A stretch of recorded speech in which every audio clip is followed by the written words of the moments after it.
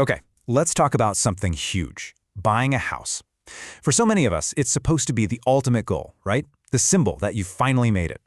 But it also feels, well, kind of impossible. So today, we're going to dive into that giant gap between the dream and the reality. And we'll use some hard data and a surprisingly cosmic map to figure it out. I mean, this is the real question, isn't it? It's that feeling, that little knot in your stomach when you think about the future. It's this constant tug of war between what we've always been told success is, the house, the stable foundation, and what our bank accounts are telling us is actually possible. So, yeah, let's unpack that feeling. So, here's where we're going to start.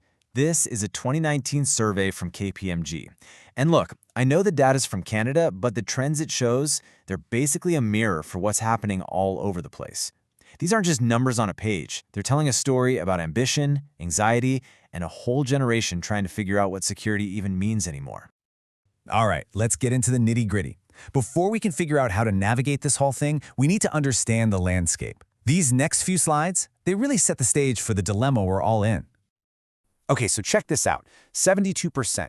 Even with all the craziness, the insane costs, the competition, the shaky economy, the dream is still alive and well.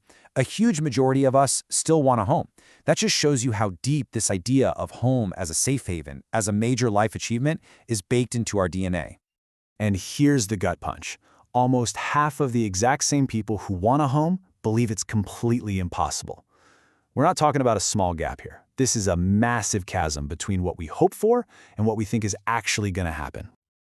It just keeps getting more complicated. On top of everything else, almost 40% of people are starting to doubt if a house is even a good investment anymore. This is a huge shift. The question isn't just, can I even afford this? It's become, even if I could scrape the money together, is it the same solid bet it was for a parent's generation? And this slide, wow, this one really tells a story. For nearly half of the millennials who do manage to buy a home, they're not doing it alone. They're getting a major financial boost from their parents. This just shatters the whole idea that it's a level playing field. It shows that for many, the key to homeownership isn't just hard work, it's inherited. So, we've seen the numbers. But these aren't just data points on a chart. They represent a real, collective feeling. This isn't just a money problem, It's a psychological one, and it's totally shaping how an entire generation is looking at its own future. Let's just be really clear about what this word means.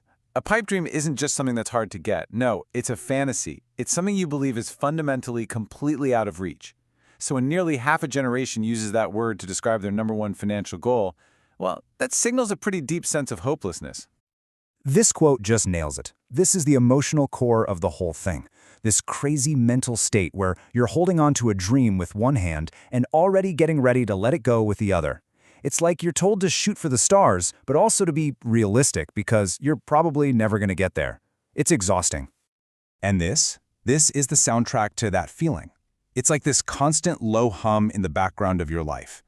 It's that sense that you're always waiting for the perfect moment, the perfect conditions, but they never seem to show up. And you're just left feeling completely stuck in this endless holding pattern. And really, when you boil it all down, all this stress and anxiety comes back to this one very basic, very human question. It's about stability, it's about belonging, it's about finding a place to call your own.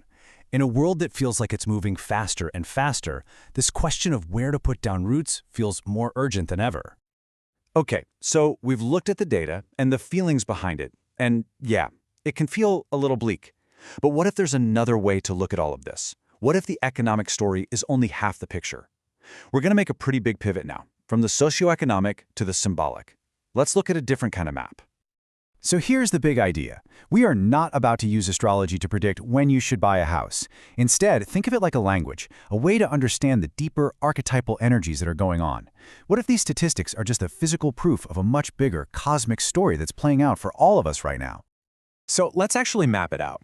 That overwhelming 72% who still want a home, in astrology, that is pure Cancer energy. The crab that's always looking for its shell, its place of safety and emotional security. And that 46% who feel like it's a pipe dream, that's the influence of Pisces, which is all about dreams, but also illusions and things dissolving away. The feeling is real, and it maps so perfectly to these ancient symbols. And get this, There is a massive astrological shift happening right now that speaks directly to this whole situation. Pluto, the planet of tearing things down and rebuilding them, has moved into Aquarius, the sign of technology, the future, and the collective.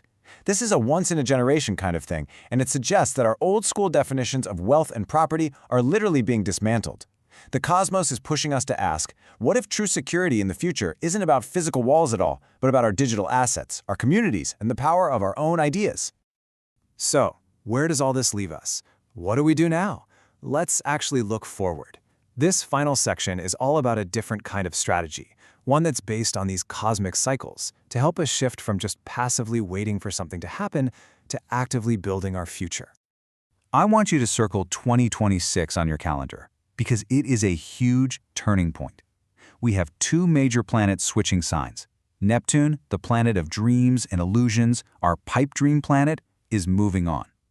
And at the exact same time, Saturn, the planet of structure, discipline, and building real things, is moving into Aries, the sign of pure action and new beginnings.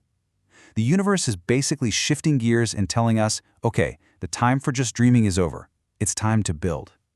So what does this building actually look like for you? Well, in astrology, your rising sign can give you a pretty good clue. As you can see from this chart, the path to security is totally different for everyone.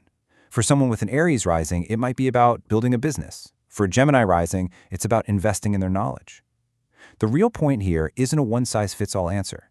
It's about finding your personalized roadmap to creating security on your own terms. And this is maybe the most important takeaway of all. This is not about getting a cosmic tip-off on the housing market. It's about completely reframing the goal. The real mission isn't just to get a mortgage. It's to build a foundational feeling of stability, of progress, and of belonging, however you choose to define that. Period. So no matter what your chart says, here are 3 simple, powerful things you can start doing right now. First, connect with the earth. Seriously, even a small houseplant can help you feel more rooted. Second, build digital property, your personal brand, your website. That's a legit form of property in this new era. And third, practice microsaving. These small, consistent acts of discipline are how you tell the universe and yourself that you're ready to build something real. So, I'll leave you with this question. I know the big goal can feel completely overwhelming, but the whole journey just starts with one small step. So whether it's something physical, digital, or financial, what's one tiny thing you can do this week to start building the foundation of what home truly means to you?